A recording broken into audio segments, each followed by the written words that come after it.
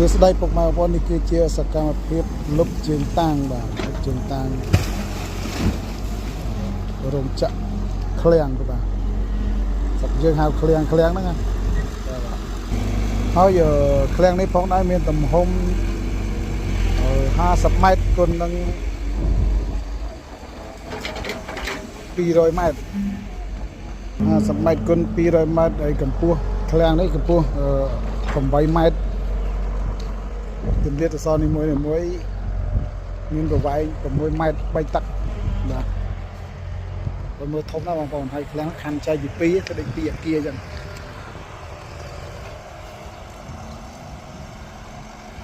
រយៈពេលពីកាប់ជើងតាំងមកដល់ថ្ងៃនេះគឺមួយខែហើយបាទមួយខែមកប៉ុណ្ណឹងភាសាសម្ភារៈស្ទះខាងចិនក៏ទិញឲ្យស្ទះអញ្ចឹងវាយឺតយ៉ាវបន្តិចហើយបងប្អូនជើងតាំងស្អាតពេញចុះបើពុកម៉ែបងប្អូនអំពូមីងបងដែលត្រូវការជាងជំនាញបាទសាងសង់ឃ្លាំងអីសូមអញ្ជើញតាក់ទងមកខាងក្រុមជាងសឿនយើងខ្ញុំបាទមានក្រុមជាងយ៉ាងច្រើនមិនអោយស្ទះខកខានការងារទេបងប្អូន